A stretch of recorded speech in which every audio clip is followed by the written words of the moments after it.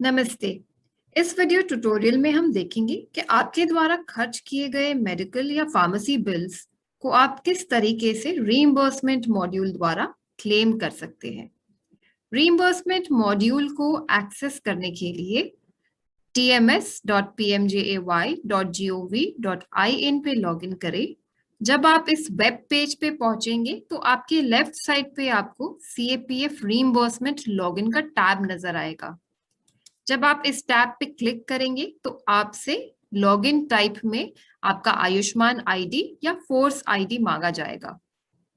दोनों में से किसी एक ऑप्शन को चुनें और अपना आईडी एंटर कीजिए।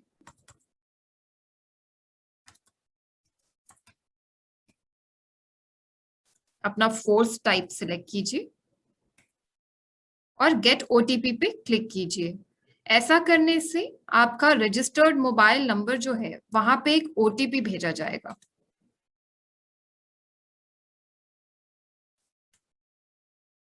ओटीपी एंटर करने के बाद आपकी स्क्रीन पे नजर आ रही कोड को एंटर कीजिए और लॉगिन बटन पे क्लिक कीजिए।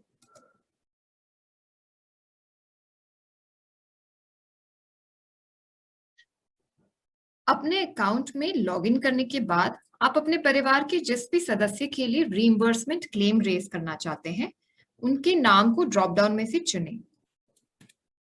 आप जिस किस्म का भी क्लेम रेज करना चाहते हैं उसे रीइंबर्समेंट टाइप के ड्रॉप डाउन मेन्यू में से चुनें। अगर आप आउट पेशेंट सर्विसेज के लिए कोई क्लेम रेज करना चाहते हैं तो आउट पेशेंट पे क्लिक कीजिए। अगर आप इन पेशेंट सर्विसेज के लिए कोई पार्शियल क्लेम रेज करना चाहते हैं जहां पे आधी सर्विसेज कैशलेस थी लेकिन कुछ सर्विसेज के लिए आपको आउट ऑफ पॉकेट स्पेंड करना पड़ा, तो ऐसी सर्विसेज के लिए आप इन पेशेंट पार्शियल पे क्लिक कीजिए। यदि आप इन पेशेंट सर्विसेज का फुल क्लेम रेज करना चाह रहे हैं तो इस केस में इन पेशेंट डिटेल्स फुल पे क्लिक कीजिए।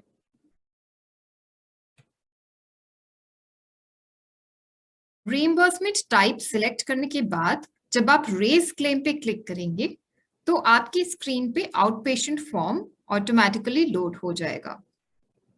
आउट पेशेंट फॉर्म में पेशेंट डिटेल्स और bank account details automatically populated होंगी। फॉर्म की बाकी सारी डिटेल्स को अपडेट कीजिए जैसे कि हॉस्पिटल स्टेट,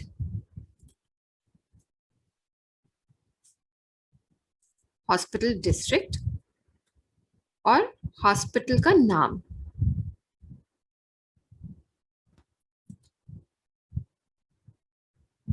अगर आप किसी इन्वेस्टिगेशन या डायग्नोस्टिक्स के लिए रीइंबर्समेंट क्लेम रेज करना चाहते हैं तो इस सेक्शन में उस पर्टिकुलर इन्वेस्टिगेशन या डायग्नोस्टिक को सिलेक्ट कीजिए।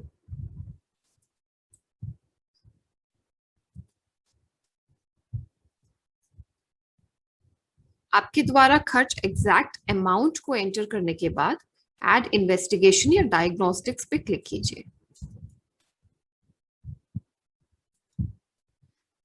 इसी तरह आप फार्मेसी की चार्जेस भी ऐड कर सकते हैं।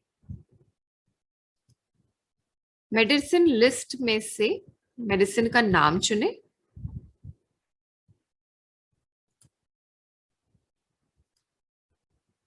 मेडिसिन का ब्रांड एंटर कीजिए, क्वांटिटी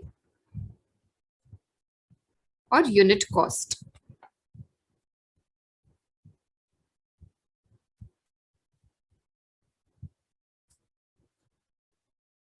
अगर मेडिसिन का नाम मेडिसिन लिस्ट में अवेलेबल नहीं है तो आप अदर्स एंटर करके मेडिसिन का नाम भी मेंशन कर सकते हैं।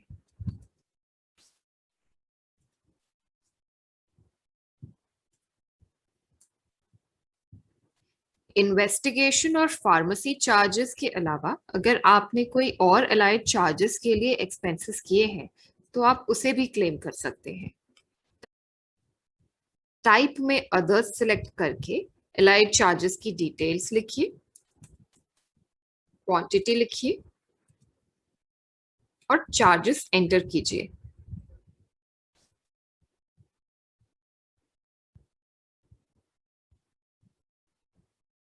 डायग्नोस्टिक्स और फार्मेसी के बिल्स की डिटेल्स एंटर करने के बाद एडमिशन डिटेल्स में डेट ऑफ ओपीडी को सिलेक्ट कीजिए। डेट ऑफ ओपीडी एंटर करने के बाद कंसल्टेशन या रजिस्ट्रेशन चार्जेस को ऐड कीजिए। एक्शन टाइप में इनिशिएट क्लेम पे सिलेक्ट करने के बाद आपको अटैचमेंट्स अपलोड करने का ऑप्शन नजर आएगा। ऐड अटैचमेंट्स टू सबमिट पे क्लिक कीजिए।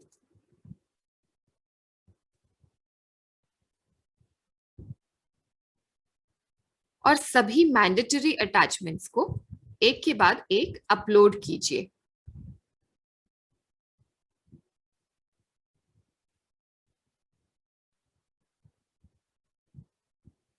आप किसी अटैचमेंट हेड के अंडर एडिशनल अटैचमेंट्स भी अपलोड कर सकते हैं।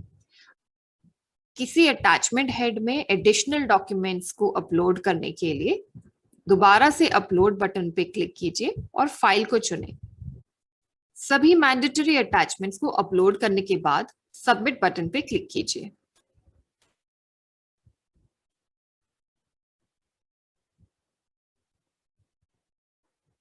क्लेम को सबमिट करने के बाद आप किसी भी समय अगर क्लेम का स्टेटस चेक करना चाहते हैं तो ट्रैक क्लेम्स पे क्लिक कीजिए